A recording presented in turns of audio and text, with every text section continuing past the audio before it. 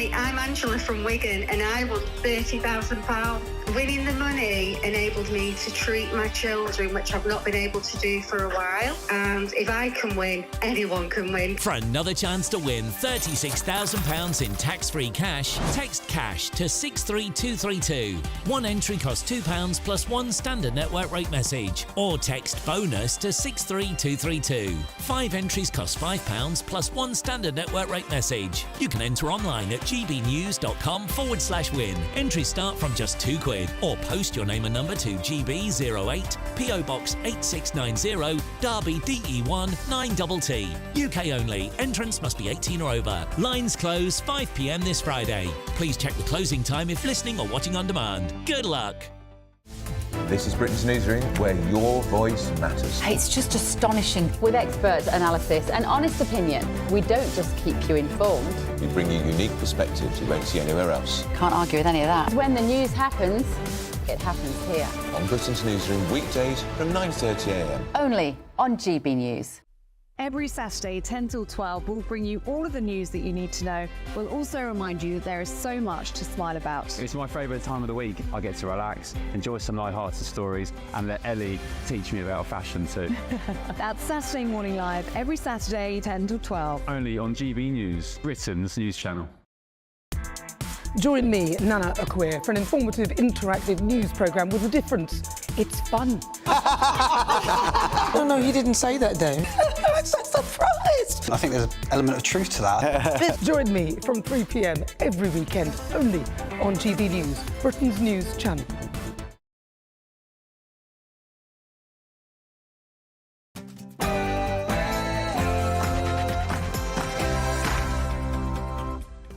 Hello there, it's 6 o'clock. I'm Michelle Dewberry, and this is Dewbs & Co. Coming up tonight, a conversation with the nation. The NHS has begun. So you tell me, what are your thoughts then on how we fix it? Also, a warning that hundreds of thousands of former pupils and teachers could die thanks to asbestos cancer. But I've got bad news for you all. This issue is not just restricted to schools or public buildings. I'll talk to a lady who has very sadly received a terminal diagnosis. Also, listen to this. For our children. I pray for my children. I pray for my children. I pray for the shield. I pray for my children that they. Well, that was Peter Lynch, a father and grandfather who was jailed for 2 years and 8 months in the summer riots. Very sadly, he was found dead in jail this weekend. Let's look at that. Also, the officer accused of murdering Chris Kaba has today been found not guilty. There's been a massive reaction to that.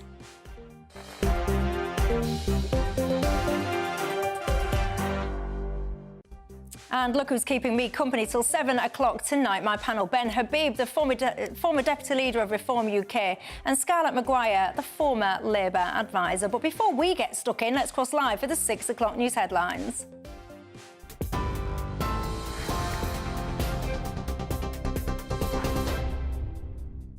Michelle, thank you. It's just gone 6 o'clock. These are your latest headlines from the GB Newsroom.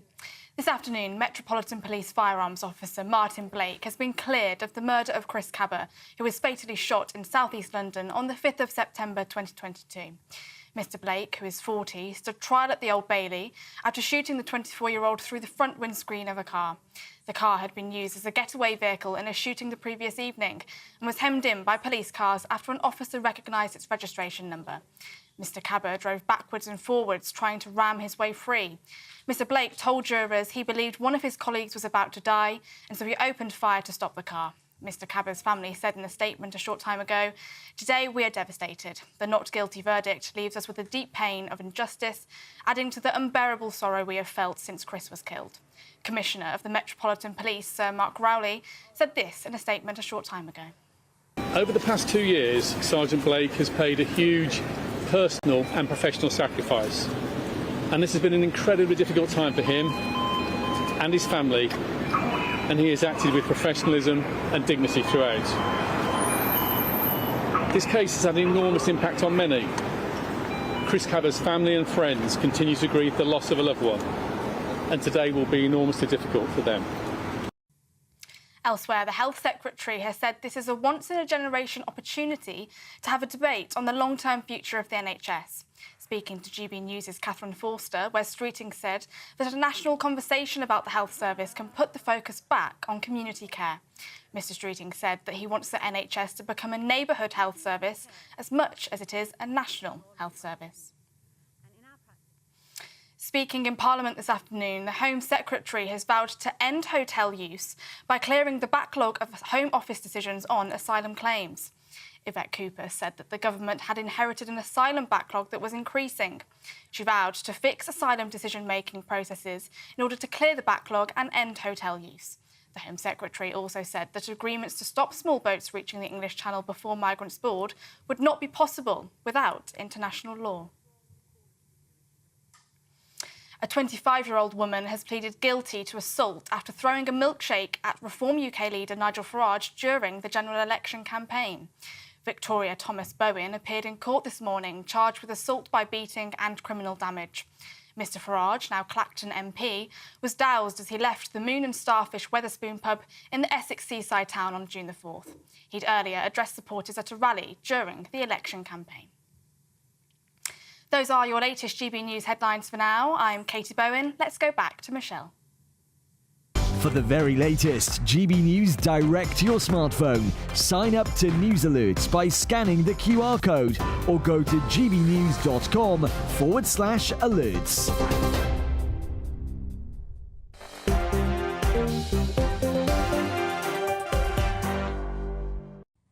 Thank you very much for that. I'm Michelle Dewberry and I'm keeping you company until 7 o'clock tonight. There is a lot for us to discuss. Joining me to do so, my panel, Ben Habib, the former Deputy Leader of Reform UK, and Scarlett Maguire, the former Labour Advisor. Good evening to both of you. You're very welcome tonight, as are each and every single one of you at home as well. What's on your mind this evening? Get in touch with me all the usual ways. Email gbviews@gbnews.com. You can go to the website gbnews.com/yoursay, or of course you can tweet or X me. But look, wherever you're watching and listening, you're very welcome indeed tonight. So let's start then, shall we, with the NHS. Of course, Wes Streeting, Keir Starmer speaking out about that today. Let's listen to what Wes Streeting had to say. The reason why this national conversation is so important is that while we're getting the NHS back on its feet, this is a once-in-a-generation opportunity to have a real debate about the long-term future of our NHS. And we've come in as a government with a very clear sense of direction about what we want to achieve. We want to get care out of the hospital into the community. The NHS as much as a neighbourhood health service, a national health service. We want to drive the revolution in life sciences and medtech, big shift from analogue to digital. And thirdly, we want to keep people well. So a shift from not just treating sickness, but preventing illness in the first place. Well, there you go. What do you make to that? We're all invited as well, by the way, to join this conversation about the future of the NHS. Have you submitted your ideas yet? They're public, by the way, so you can browse what a lot of people have to say. So we'll look at some of those and bring you into the conversation as well. But for now, Ben Habib, where are you on there? Well, I'm astounded that a government that got itself elected principally because it said it knew what it had to do in order to sort out the NHS has abrogated that responsibility in a discussion with the rest of the nation. And of course, we know that, you know, views, if they are listened to, will be listened to in the extreme minority. And for me, it just seems a complete crashing waste of money and time having this national discussion. Consultations are as old as I don't know what. This will be their way of them trying to include people in the future of the service that each and every one of us use. And depending on what's wrong with that. But what do they mean when they said they knew how to sort out the NHS when they stood for election just a few months ago? Did they not know what it was they wished to do? No, this is just all window dressing, and it's going to come at a vast cost. And frankly, for me, it's an admission that they actually don't know how to solve the problem. And the reality is, this is a very difficult problem to solve. And part of the solution that Wes Streeting offered up, which he said he wouldn't do before they were elected, was throw more money at the NHS. Do you remember? We all held him up as someone who understood that this wasn't just about money. This was about root and branch reform. But, part of the narrative that they're putting out now is that they need to spend another £9 billion a year on the NHS. Well, just the other day, Rachel Reeves discovered that we had had a £22 billion annual black hole that we didn't know about. So I just think this is all them shifting the responsibility for delivering on their promises. Well, one of my viewers, Barry, he's on your page. He doesn't like the idea that the NHS has been canvassed either. He says either Streeting's got no ideas or his ideas are hopeless. So now he's having to reach out to all of us. You're a harsh bunch. Charlotte Maguire, what do you think? I think that's completely wrong. I mean, of course, technically, Wes Streeting is already doing things. He's talking to drug companies about what drugs they want. He's looking at making things better. But what we all know is that anybody who's been into hospital can say, this would be better, that would be better. And what is really interesting is that while the media is fixated on hospitals, actually most people would like two things. One is care in the community so that you get out of hospital faster and you're looked after there. And the other is preventative medicine so that you don't go in. And actually what we've got to have that debate to say, is this what you want? I mean, I remember years ago... But why is it a debate, Scarlett? Surely, if that's the way to solve the problem, you deliver the solution. They've been elected to govern, haven't they? No, Ben, what's important is that if you're doing preventative stuff, you need to take people with you. I mean, I remember years ago when Blair was in charge, and I said, well, shouldn't we talk about being responsible for one's health? Right? And no, that's far too hard. And actually, that's what the conversation needs to be about, is how are we going to change it? Because we cannot go on. I mean, yes, an awful lot of things need to be done in hospitals. Yes, A&E, we need to have much shorter waits. Yes, all these things. But actually, we need two things madly, is we need to be healthier as a nation. So the debate then is about greater state interference in our personal lives and the way we conduct our No, Ben, it's about how we take responsibility and how are we willing to do things and what can we do. So, yeah, so people like you go, we have a smoking ban, and you go, well, that's nanny state. I mean, the point is that either we actually do things to help people not smoke or eat too much or whatever, or we go on having more and more people in the NHS. And the other thing, it's about coming out. It's about having care in the community. It's about that hospitals are not the answer. Is that we want... Where I was brought up, if I was born almost next to the Cottage Hospital in Swanage, Dorset, where my brother-in-law died and my father came out of hospital for 2 weeks. It is a tiny little cottage hospital, and people go in there for a week or two to get better before they go home. That's what we want to be looking at, things that are different. And actually, we want to be talking to people saying, and do we really think that the answer is, more big teaching hospitals? Well, you say he's got no ideas, by the way, but one of the things you've just been hearing there as well, he was talking about essentially the need to digitise the NHS. So he's pinning lots of his hopes on things like AI, artificial intelligence and stuff like that. But one of the things that always, and I mention this often, the biggest, or certainly one of the biggest public sector IT failings ever was when the Labour Party tried to digitise essentially the NHS. Depending on which estimates you look at and what you factor into the cost, many people would argue it lost us taxpayers. It cost us tens of billions of pounds. And when people talk about AI, it all sounds quite sexy and modern. But there's a huge amount of effort that goes into digital transformation programmes. And I'm not hearing enough noise from the Labour Party about what lessons did you learn? From the How last have you mistake. changed? Yeah. What guarantees can you give us taxpayers that you're not going to open that window and chuck, again, billions of pounds out of it in failed IT projects? I'm not hearing that noise. Well, I mean, almost certainly they'll waste money on it. And I think part of the digitisation that they wish to achieve is our personal data being capable of being accessed right across the United Kingdom. So it's not just in your local doctor's surgery or the hospital that you attended, but actually a massive database where everyone can go in and have a look at, what it is that you've been tested for, what ailments you've had in the past, what treatments you've had, and you can have a more holistic service right across the nation. But as you rightly point out, these terrific, ambitious IT projects often end up costing an arm and a leg, don't work the way we wish them to work. And I have to say, coming back to just touching on it, part of this digitisation is also having smartphones which transmit to the NHS what our bodies are doing.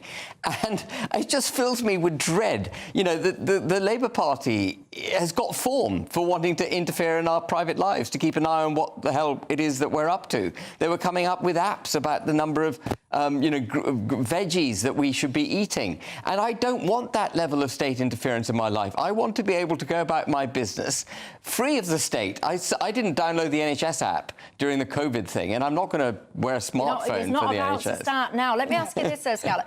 The Labour Party have been elected on a 5-year fixed term, essentially. Help viewers understand why they're not focusing on the time that they've got. Why do they keep talking about a decade of national renewal, a decade this, a decade that? Why not talk about your current term? Because they need a second. Because they need a second term. It's exactly what Tony Blair did. He said, "I need a second term to get through all this." It doesn't take a decade to implement business transformation, IT change, as a small example. No, it's not. It's not going to take a decade. It's going to take a decade to change everything, but it's not going to take a decade. I mean, within a year, if I come back in a year's time, Michelle, I will be able to tell you how things have changed. Going back to digital, I mean, it's quite... so I've got... I don't know whether it's the NHS app or something, but it's great. I can get my repeat prescriptions without dealing with it, and then I have a special My Care at University College Hospital where I get all my appointments just whizzed to me on digital. I mean, actually, they're doing it already, Ben, and it really helps. And if you don't want to be part of it, I think that's fine. No, that's great. No, there's digitisation and there's digitisation. And the form of digitisation of which I do not want to be part is one where I'm being monitored by them. Which is fine. Yeah. You stay out of it. I'd love to monitor the secret life of Ben Habib and see what you get up to. I would love to see what interesting shenanigans Ben Habib gets up to in his spare time, wouldn't you, ladies and gents? Look, Jane, she says, look, Michelle, at the end of the day, I wish Wes Streeting well, because ultimately, if he does help the NHS run better, each and every single one of us will benefit in the long run. So there you go. Do you share Jane's optimism or not? Look, coming up after the break, a warning today on the front page of one of the newspapers that asbestos could kill thousands of people in the UK when it comes to former pupils and former teachers within schools.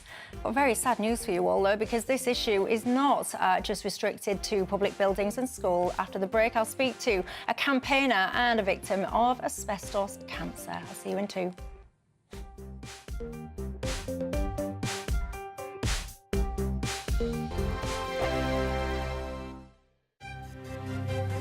GB News Breakfast, every day from 6 a.m. You know, is the fact that electric blanket sales going up actually a good thing? This means that people are switched on to the problems that the winter might hold, that they might have some defence against it, or is it a real indictment of a Labour government that they aren't going to be able to, you know, support elderly people in their hour of need? Good morning, by the way. Morning. I think the sale of electric blankets may well be because we've had this cold snap because of the Arctic weather coming in from the north. However, I think it's an absolute reality that, as your clip said, that over 800,000 elderly people who are eligible for the winter fuel allowance, who can get pension credits, are struggling to apply. And so what is absolutely essential at the moment is that all of those older people who are eligible for pension credits do apply and do get what's owed to them. The benefits are owed to them. And the average that people will get through pension credits is about £78 a week. So that's definitely going to make a massive difference to people who are really struggling. What can organisations like yours do to encourage people to, I guess, educate themselves on technology and make that first step into the digital world, which is very intimidating at times? Absolutely, and that's what we do at Good Things Foundation. So we're a national charity. We work all across the whole of the UK. And in your clip there, you had Links Digital, and they're a member of what we call the National Digital Inclusion Network, which is a network of local charities, small local community organisations, food banks, job centres, old people's clubs. So anyone, any organisation at that local level. GB News, the People's Channel. The GB Newsroom, we bring you the news as it happens. With our team of dedicated journalists across the UK, we're ready to keep you up to date with what's happening every half an hour, every single day. Bulletins here on GB News, the People's Channel, Britain's news channel. I'm Christopher Hope. From pop stars to politicians, I'll interview anybody in a pub who's got a political opinion. Join me every Friday on Spotify, Apple Podcasts, YouTube or gbnews.com, or wherever you get your podcasts. This is GB News, the People's Channel. Nightmare commute? Kick it up a gear with GB News Radio. You can listen online and on DAB+, and on the GB News app. We're also on TuneIn and the Radio Player app. From the school run to rush hour, get revved up with GB News Radio. We are the People's Channel, Britain's news channel.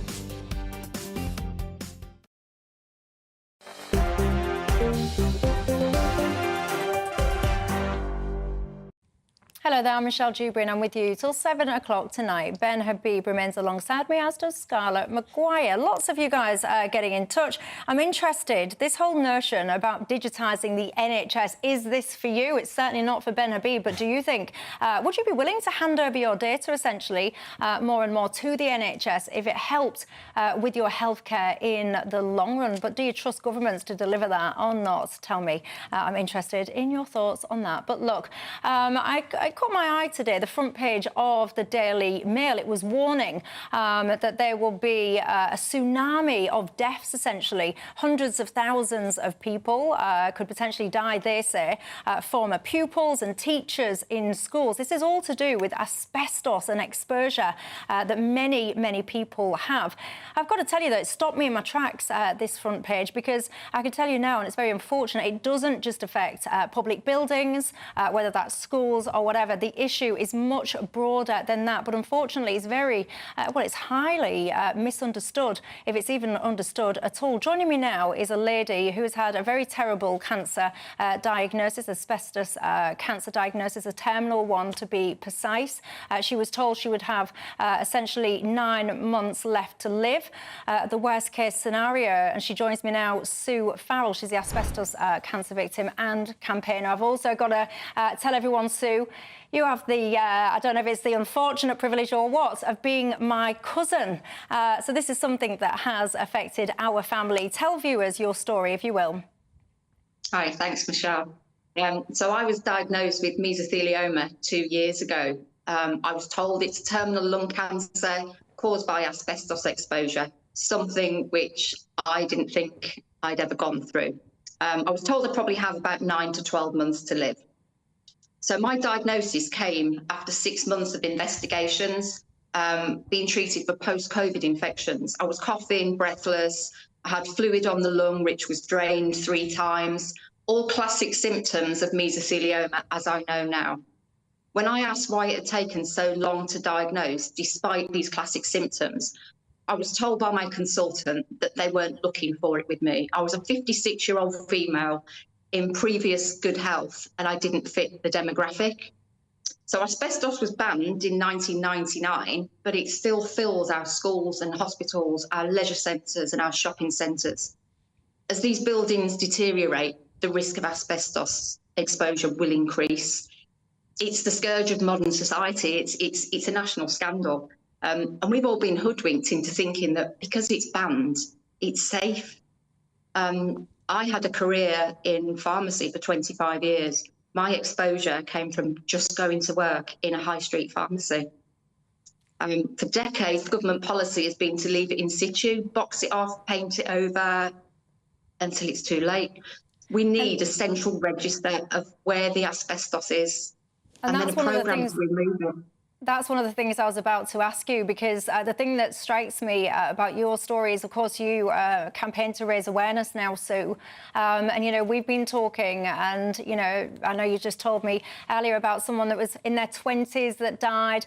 You've got people, you know, very tragically at advanced stage with this in their 40s. So there's a whole misunderstanding of who can be affected by this. You call, as you're just saying, for a central register and a plan of action. Are you ambitious that will happen or not? I hope so. There's a long road. at the moment, the government policy is just to leave it there. I'd love to see change. I hope I can leave that as my legacy. That's what I would love to happen, and I really hope it does happen. And just briefly, I mean, I know your story, but what is it like? I mean, you live with this, and every day is a gift, isn't it? Nobody knows what the future holds. If anyone is in your situation that's received your kind of diagnosis, what would you say to them, Sue? Live your life. Nobody knows what's going to happen, do it? The moon could fall down on any of us tomorrow, so continue to live your life as best you can. I've made it a bit of a mission to raise awareness and raise funds for research to mesothelioma. All I did was go to work, and it shouldn't be happening. My life is kind of on a fast forward now. Some people, I don't know, like to sit in a corner and maybe dwell on it. My life's on a fast forward. I wanted to see my son get married. I want to see certain parts of the world. I just want to, yeah, I'm on a fast forward. You're an inspiration, aren't you, Sue? Look, thank you very much for sharing all your story. Before I do let you go, just tell anyone, what kind of symptoms do people need to look out for on this? Breathlessness, coughing. A lot of people tend to have problems going uphill, whereas some people can walk on a flat. If you're breathless going uphill, and just severity of it, and if it keeps on, just persevere. My GP, all he wanted to do was give me antibiotics for a post-COVID infection. Just persevere. There you go, Sue Farrell there. I wish you all the very, very best with all of the work that you're doing. And of course, I know all my viewers will wish you all the very best for the future as well. That's Sue Farrell, known to me as Cousin Sue. Thank you so much. Thank you. See, I really wanted to talk to Sue because this is the thing. It's so misunderstood. And so many of us, I mean, I remember going to primary school, Ben, and having, we used to have like a prefab building, a mobile classroom thing in our playground, and it was closed because they found asbestos. Like Sue was saying, this stuff, we don't even really know how far and wide it is. Well, it is. I mean, I'm in property investment and development, and I can confirm that it is very widely spread. Asbestos was used as insulating material into the 1990s.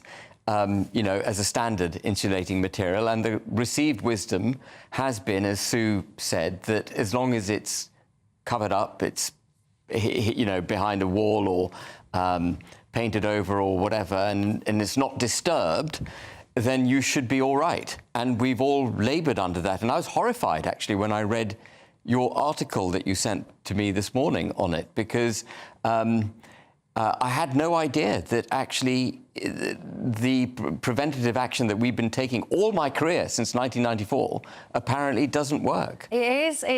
This is a scary situation, and I know it's not the most upbeat thing to talk about, but actually, if we raise awareness of this, because like my cousin was just saying there, she was going back to the doctor, but because she didn't fit the box-like kind of, this is the demographic, this is a profile, she wasn't even given the scans that she needed for at least 6 months.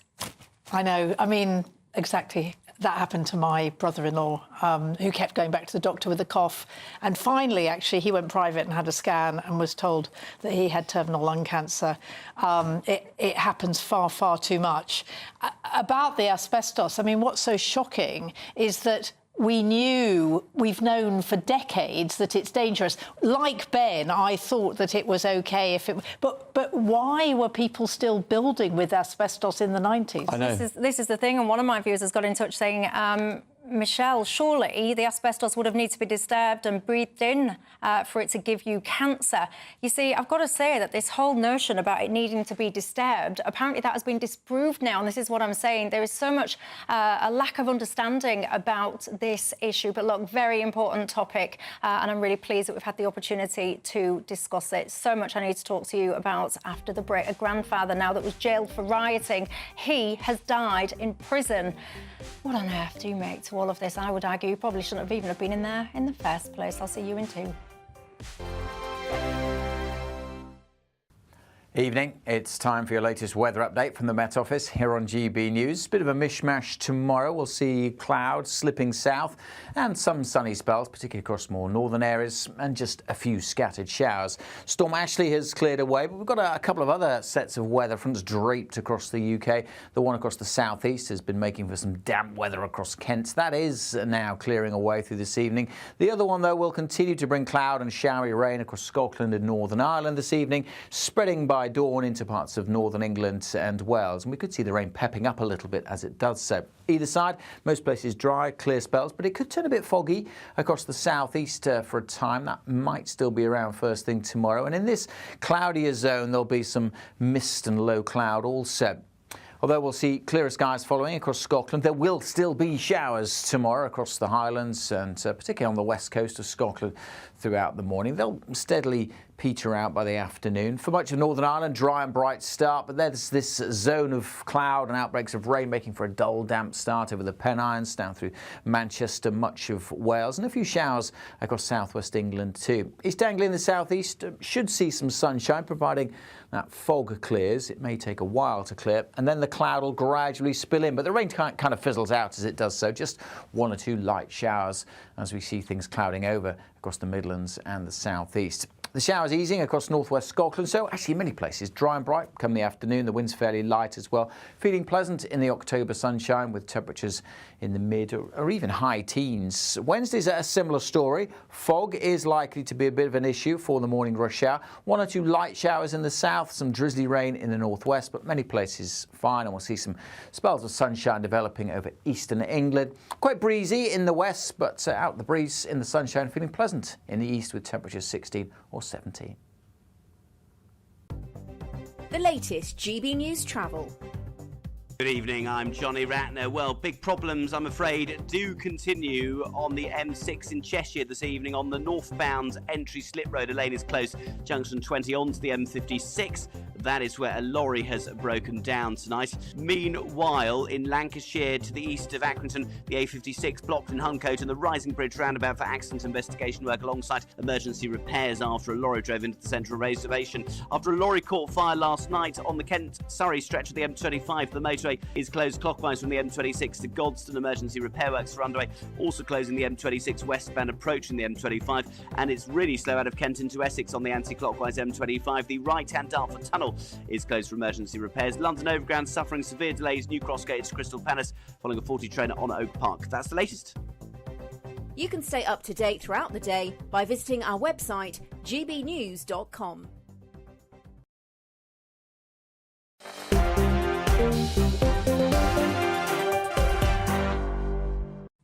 Hello there, this is Dewbs & Co. With me, Michelle Dewberry. Lots to discuss this evening. A 61-year-old grandfather who was jailed for his part in the riots. He has been found dead in prison. Should he even have been there, though, in the first place? That's what I'm wondering.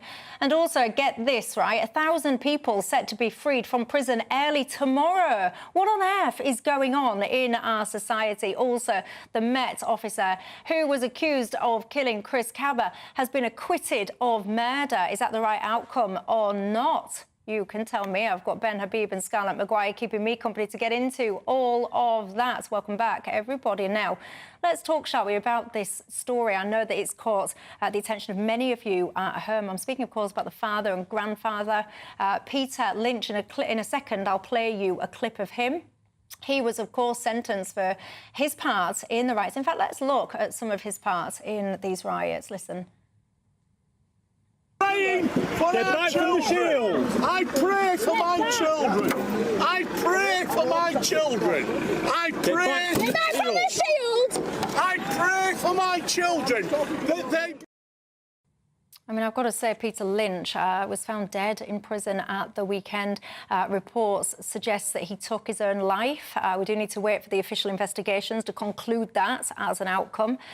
I would argue that he shouldn't have even... He was sentenced to 2 years, 8 months. Ben Habib, I don't think he should have even have been in prison. Yeah, I mean, I don't think he was guilty of actually any violence. He was holding a placard that the police found offensive, and it may have been offensive, I can't remember the exact wording.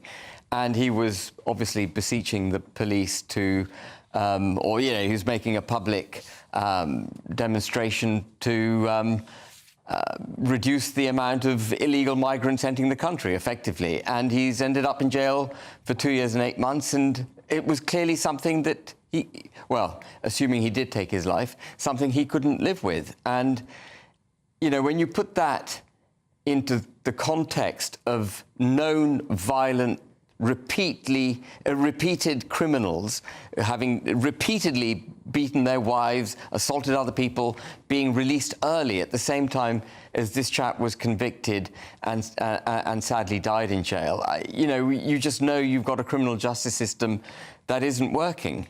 He had a placard, as you say. He was basically talking about what many people would call the deep state. He was saying that there was a lot of corruption basically everywhere. That's the short version. He was listing all of the places that he felt were corrupt. And he pleaded guilty to violent disorder. What do you think to this, Scarlett Maguire? He pleaded guilty to violent disorder. The judge, I mean, the judge found him guilty. The judge has sentencing guidelines. The people who were rioting absolutely scared. But I don't think he was rioting, Scarlett. But we don't know. The thing is, Ben, we weren't at the court case, right? We're just reading some of it. So there's two bits to it. Should he? I don't think it's for me to say whether he should have been found guilty or not. If he pleaded guilty to violent disorder, then sure, he wasn't being violent there, but we have no idea what he was doing the rest of the time. Well, he was shouting. He was shouting, I quote, racist and provocative remarks. Yeah. He's never been, I mean, as I understand the story, he's never been accused of physical violence. He was saying stuff that I don't think you should say to the police or say in general, but he was saying stuff. And he was part of a mob that were absolutely scaring people. I mean, I think the other thing about... you know, it was a judge who found him guilty, and it was a judge who decided... But that doesn't put it beyond guidelines. Question. No, but I think it does say... I think it's very difficult to say, well, we don't like that, but we do like this, right? So I don't know what really... Come off it, Scarlett. Nearly 3 years for shouting stuff that you would find distasteful, I would find distasteful, perhaps. He was part of a mob that was absolutely scaring people. I mean, I think that what we forget was how frightening those riots were, right? How actually lots of people in those hostels, lots of Muslims in the mosques, lots of people living nearby of whatever colour found them really, really frightening. And to say, well, all he did was shout, we don't know. I mean, the prosecution obviously made a case. Maybe he had a bad defence. I don't know. Well, he didn't mount a defence. He pleaded guilty, but then your lawyer puts in mitigating circumstances, like he's never done anything before. I don't know about that. More importantly, is you know, thank goodness finally we're talking about people who kill themselves in prison, because it is awful, and that's about how terrible prison is. I have got to say, obviously, we don't know what happened. Just for official reasons, that's what's been reported. But just to be by the book, you've got to wait until the investigation concludes. But a frightening number of people in prison kill themselves. Actually, particularly young men, but particularly young men who are sentenced down. And actually, we should be looking at what prisons are doing to people and why people are why people, and it might not be him, but it's certainly a lot of other people. Well, many people are calling this guy and others similar political prisoners. Yeah, well, I mean, I was going to make that point.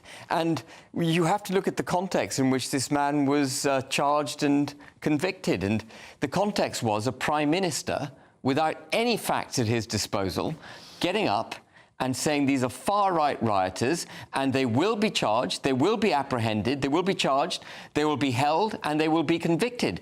And the criminal justice system kicked into overdrive in order to deliver what the Prime Minister wanted. And in the 2011 riots, when exactly the same thing happened, and Keir Starmer was Director of Public Prosecutions, did you say these people shouldn't be jailed? I wasn't in politics in 2011. No, but Ben, that's what I want to know. Is what I find so strange is that in the 2011 riots, everybody was calling for them to be jailed, and Keir Starmer made sure that they were being jailed. And people like you, like Nigel Farage, did not say a word.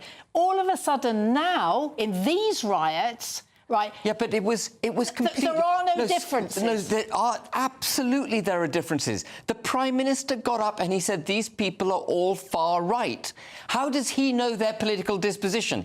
He castigated them by classifying them all as far right. He found them guilty. The Home Office put out a tweet talking about the criminals who had been apprehended. Yes, the criminals who were rioting. No, and that's exactly what happened in 2011. They're not criminals until they're rioting. Scarlett, they're not criminals until they're convicted. Well, it's very interesting that nobody was making a fuss in 2011. In 2011, there were rioters. They were mostly young men, right? And they were rioting against the state. That was okay. That was terrible. I mean, we had Keir Starmer sending them to jail, right? Now we have him saying, "Oh, we know what happened. We know how scared people were." I mean, we know, that it. Scarlett, this was politicised.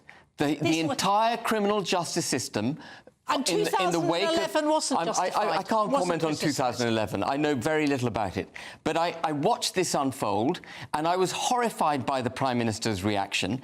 The way that he found the political castigation of these people. Weren't you horrified by the rioters? I was, of course I was. Weren't you horrified by those people who 3 little girls were killed? And what happened? They came into Southport and they started attacking a mosque. Of course. And the people of Southport... The people of Southport were furious. The people of Southport went to help the people in the mosque. I'm making no excuses. And that's those people were criminals. There can be no excuse for the Prime Minister of the United Kingdom getting up on television, speaking to the nation, defining these people as far right, castigating them, finding them effectively guilty before trial, the Home Office doing the same. The people who were rioting were guilty. They were attacking policemen. That's a tautological statement. Those who were rioting were guilty. Yes. The point is the criminal justice system has to go through... That's who Keir Starmer was talking about. The people who were rioting will be jailed. He categorised all those who were at those demonstrations as far right. And if I were to hazard a guess at their political disposition, I would say they are the dispossessed, typical white working class of this country who typically would have voted Labour. And I don't see them as far right. I see them as people who are at the end of their tether. And this 61-year-old who was jailed, I mean, you say we don't know what he did. He pleaded guilty, so we'll never really get to the bottom. He pleaded guilty to violent disorder. Yeah. But so we'll never really fully understand it. But all the media reports talk about what he said and what he had on his placard. And I can't make any case for someone going to jail for 2 years and 8 months and dying in jail when repeat offenders are being let out early by this government. We have a criminal justice system which is not working. No, I don't. One of the reasons the riots stopped was because people were sent to jail. And that was really, really important. Those riots were frightening people up and down the country, right? They had to be stopped. And that's what he said, is we're going to jail the people who riot. And the riots stopped. The riots stopped because people realised that if they rioted, they would go to jail. And that's exactly what happened in 2011. What about the people that were terrified about the fact that kids were getting killed? What about those kind of people? What? Because we're focusing so much, and I agree, by the way, that many people... one of my very best friends, actually, has got 2 little mixed-race girls, and I know that she was very terrified during that period, so I don't dispute that. But there was this whole other side of the fence where people were absolutely terrified about letting their own children out of their sight. They didn't even feel, we're going into the school holidays, you've got little girls dancing, now you've got vast swathes of parents across the land, grandparents as well, terrified to even leave their children out of their sights. Look, what happened was absolutely terrible. I mean, there's no question. The thought that 3 little girls go in and then this guy comes in, right, who happens not to be a Muslim or an immigrant, but never mind. This guy comes in... Why do you say he's not an immigrant? Because he was born in the United Kingdom. He was born in the United Kingdom. But he was born in the United Kingdom, Ben. Are we going to start saying... No, but Okay, so, I can call you an immigrant. I am. At one level, I am an immigrant. Absolutely. My mother's English, my dad's Pakistani. Granted. Yeah, absolutely. So he was born in the United Kingdom, but what it really is, it was absolutely terrible, right? It was absolutely terrible. And I understand the fear of parents, including your friend with mixed-race children, about can we let our children out if people are going to attack them with knives?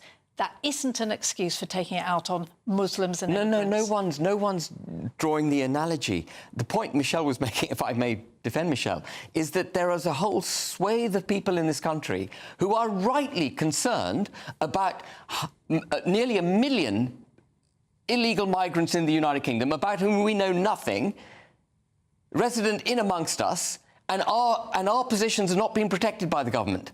The criminal justice system, as I say, is failing. They're releasing known criminals early. We've got illegal migrants in the country about whom we know nothing. It's completely wrong. And who are killing children? I mean, that's what we've got to say. I mean, how often? I mean, you know, luckily, children are not killed very often. Most children are killed by unfortunately, they're often their stepfather, right?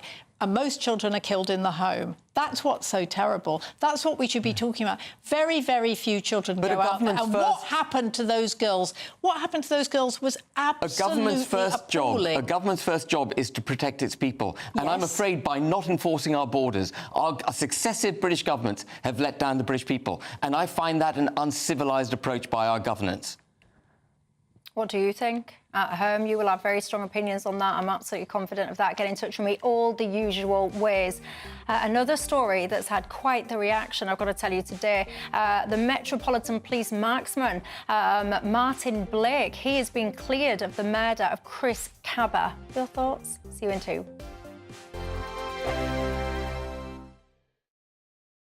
This is GB News, Britain's news channel. Love a bit of baking and share some hot tips. We're delighted to be joined by our baking extraordinaire, Matty Edgell, who won Great British Bake Off last year. Woo! Welcome. Congratulations as well. I'm sure you're sick of being congratulated. I know, it's a nice reminder. No, you like all the glory. Yeah. What was it like winning the Great British Bake Off? What's last year been like for you? Winning it was I was not expecting to win. At any point until they said my name. You're a very humble nice guy. Surprise. No, I was just really in touch with reality. Yeah, no, I wasn't. Was it quite a close race throughout then? Yeah, I considered myself the underdog throughout. I think the first week I turned around after the showstopper and kind of saw how good everyone was, and then looked at mine and thought, how have I got here? And that kind of theme followed through. But then that's surely like an underdog. Yeah, but, it did. Actually, I'm going to get better throughout this. Yeah, I think it made me kind of like really tune into the feedback that they was giving me and trying to embed that throughout. So that's probably why. Could you feel yourself improving as the series went on? Definitely, and I think also like kind of simultaneously my confidence improved at the same time, and then that like little bit of belief in myself probably helped out as well. What was your strength? Biscuits, cake, bread? I think cake's my strength. I think cake, typically if you start baking, that's probably where you start, isn't it? So that was what I knew most. How did you start baking? I've been asked this so many times since... You don't know. I attribute it to my nan. Sweet. But yeah, I would say, I think most people probably attribute it to like a grandparent or something that they maybe done with like their parents when they was growing up. So I'll give it to my nan. Or the major lockdown baking boom. Yeah, banana bread. Everybody, all over the place, don't it? It's good. Yeah, it's really good. I love a banana bread, even now. GB News, the People's Channel. Join me, Camilla Tominey, for a frank and honest discussion with those in power that cuts through the spin and gets to the heart of the issues shaping our nation.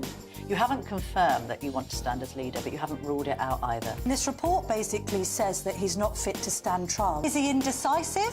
Incompetent? I deliver the dose of reality Westminster needs. That's the Camilla Tominey Show at 9:30 every Sunday on GB News. The People's Channel, Britain's news channel.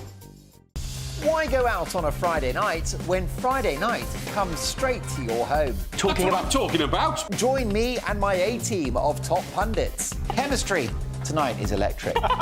As we tackle the big stories of the day with wit, insight and fearless energy. Man of the people. It's all vibe. Just a filing cabinet on wheels with a tie on. So, order in Friday Night Live with me, Mark Dolan, every Friday at 8, only on GB News, the People's Channel, Britain's news channel.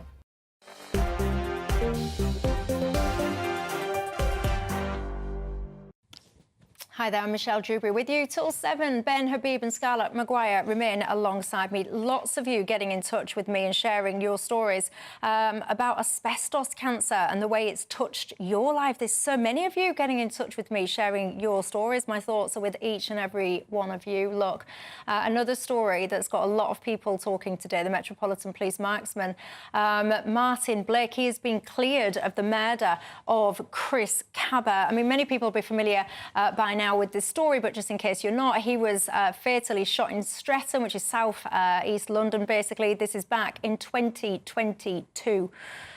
Ben Habib, your thoughts? Well, I mean, it fits in neatly with what we've just been discussing, a criminal justice system where a policeman, obviously in good faith because he's been cleared, was doing his job and he goes on trial.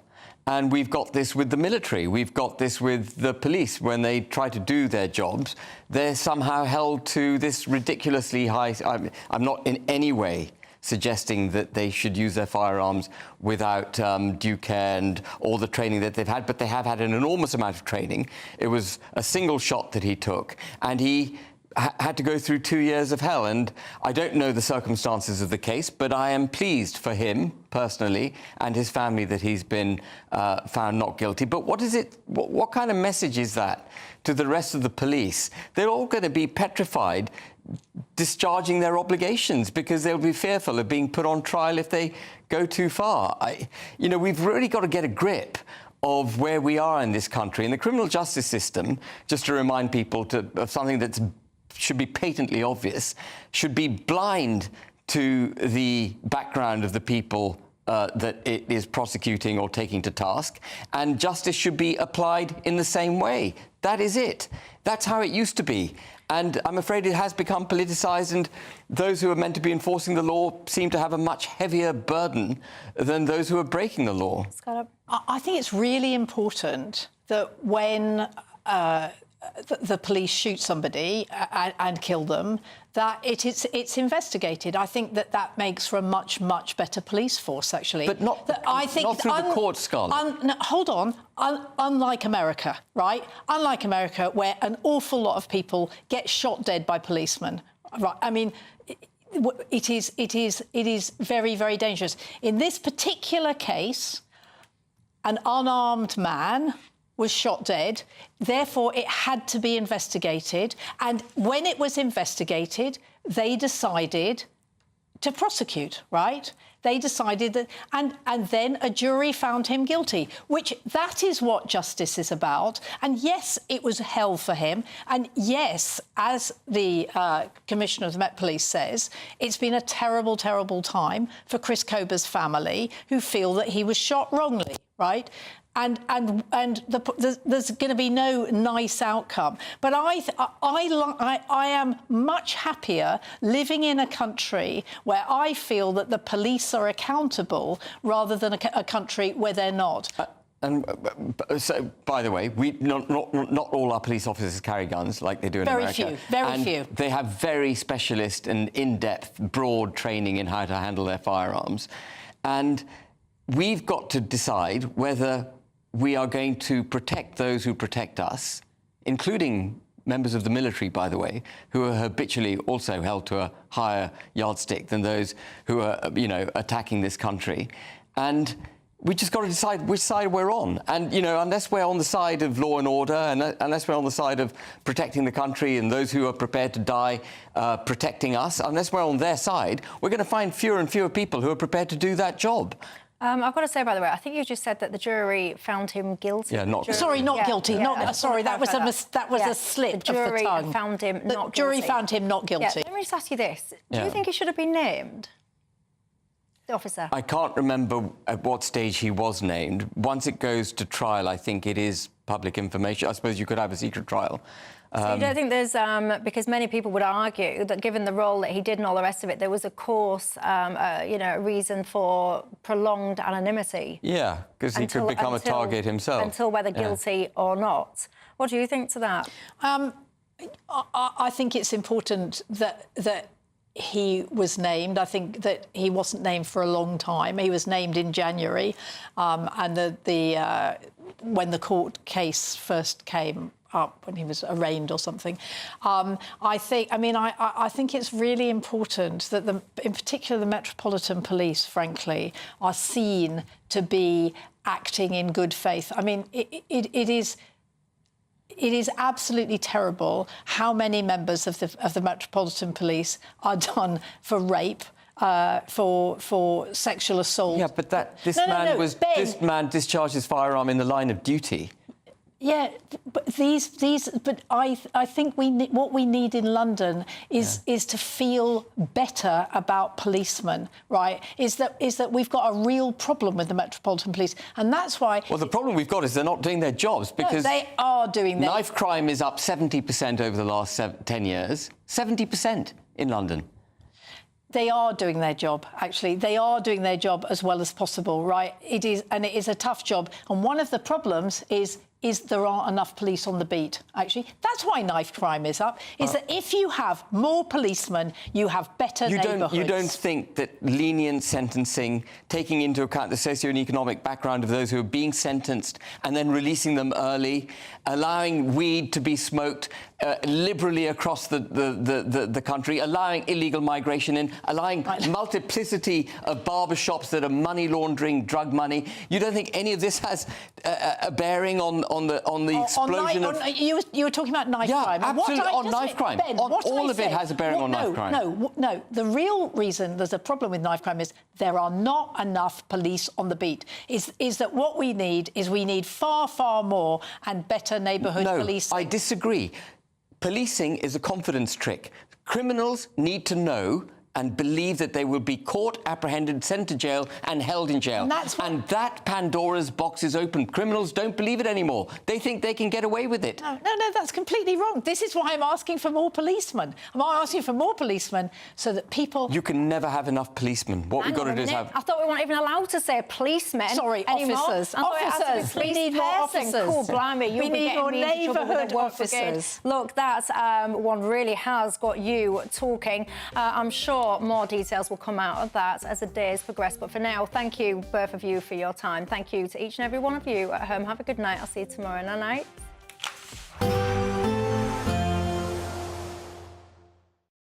We'll see a cold snap, which will quickly develop into a warm front. Boxed Boiler Repairs, sponsors of weather on GB News. Evening, it's time for your latest weather update from the Met Office here on GB News. Bit of a mishmash tomorrow. We'll see clouds slipping south and some sunny spells, particularly across more northern areas, and just a few scattered showers. Storm Ashley has cleared away, but we've got a couple of other sets of weather fronts draped across the UK. The one across the southeast has been making for some damp weather across Kent. That is now clearing away through this evening. The other one, though, will continue to bring cloud and showery rain across Scotland and Northern Ireland this evening, spreading by dawn into parts of northern England and Wales, and we could see the rain pepping up a little bit as it does so. Either side, most places dry, clear spells, but it could turn a bit foggy across the southeast for a time. That might still be around first thing tomorrow, and in this cloudier zone there'll be some mist and low cloud also. Although we'll see clearer skies following across Scotland, there will still be showers tomorrow across the Highlands and particularly on the west coast of Scotland throughout the morning. They'll steadily peter out by the afternoon. For much of Northern Ireland, dry and bright start, but there's this zone of cloud and outbreaks of rain making for a dull, damp start over the Pennines, down through Manchester, much of Wales, and a few showers across southwest England too. East Anglia in the southeast should see some sunshine, providing that fog clears. It may take a while to clear, and then the cloud will gradually spill in, but the rain kind of fizzles out as it does so. Just one or two light showers as we see things clouding over across the Midlands and the southeast. The showers easing across northwest Scotland, so actually many places dry and bright come the afternoon. The wind's fairly light as well. Feeling pleasant in the October sunshine with temperatures in the mid or even high teens. Wednesday's a similar story. Fog is likely to be a bit of an issue for the morning rush hour. 1 or 2 light showers in the south, some drizzly rain in the northwest, but many places fine, and we'll see some spells of sunshine developing over eastern England. Quite breezy in the west, but out the breeze in the sunshine, feeling pleasant in the east with temperatures 16 or 17. A nice bright morning will generate a lovely warm day, right through to the evening. Boxed Solar, sponsors of weather on GB News. The latest GB News travel. Good evening, I'm Johnny Ratner. Problems in Lancashire, about a mile to the east of Accrington. A serious accident close to the A56 between Huncote and the Rising Bridge roundabout.